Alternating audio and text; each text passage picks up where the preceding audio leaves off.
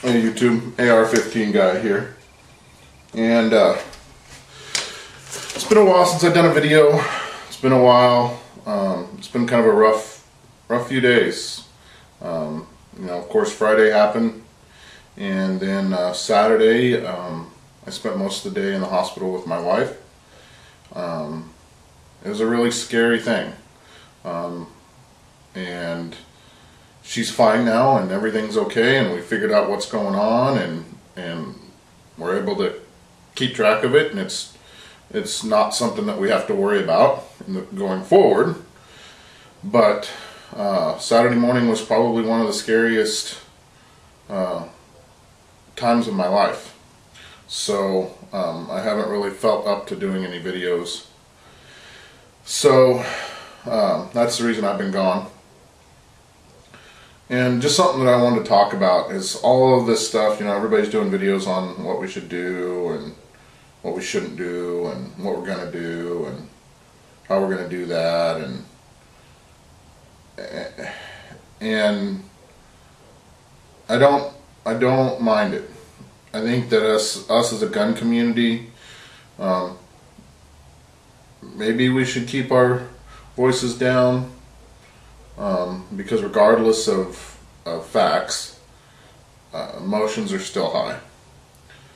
But I also think that we should be coming together and coming up with real solutions based in fact, not just knee-jerk reactions, not just things that will make everybody feel good, but true solutions. We do everybody in this country a disservice. What they're doing in Washington is a disservice. They are not treating the problem. They are legislating by feeling. The problem in this country is not firearms. The problem in this country is how we handle our mentally ill, how we deal with them on a day-to-day basis, how we establish how ill they are, and being real and honest about that conversation. My wife works at a mental hospital. She deals with the mentally ill every day she's at work. Every day she's at work, she deals with the mentally ill. And most of those people don't get treatment till after a crime has been committed. For reason by either A, they don't have anybody who's paying attention because, you know, their parents were crackheads or whatever, weren't involved, or two, nobody wanted to state the truth. They did not want to live to the fact that, oh, you know what, my son's got an issue. We need to deal with that. This is not safe. My daughter's got an issue. We need to deal with that. We need to figure out how to take care of it. No, they push them through the grades. They push them through school. They don't say anything. They diagnose them with some random ADHD, and that's it. But they don't actually deal with the mental illness that's actually going on. And what's that doing? That's putting all of us at jeopardy.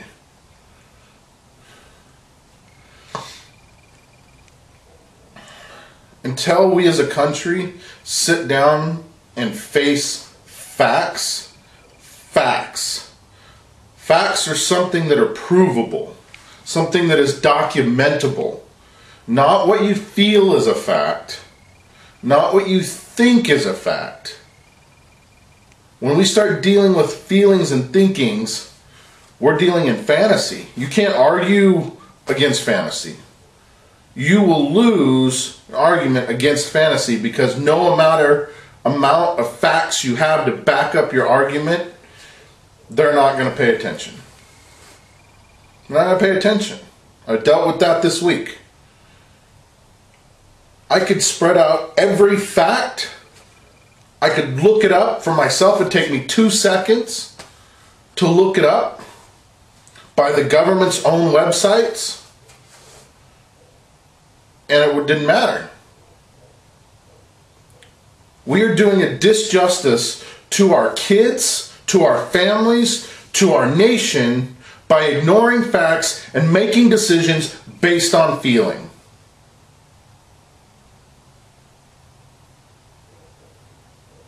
I mean, 1994 Columbine, Thurston, 60 miles down the road from here, all happened under this so-called assault weapons ban. I mean, seriously. They're wanting to institute the same thing that was a failed policy before.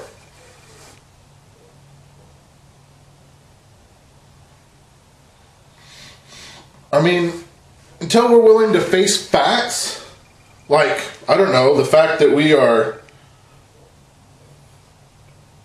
$16.356 trillion in debt. That's $52,076.11 for every man, woman, and child. That's a fact. That's on the US.gov's website. It's a fact. It's a documentable fact. And until we take the steps to deal with facts and not feeling, we're going to lose all of our liberties. It feels good to have universal health care. It feels good to have Social Security. It feels good to have welfare. It feels good to take away our guns. It all feels great. But it's bankrupting us. And it's killing us. And until we are willing to deal with that fact,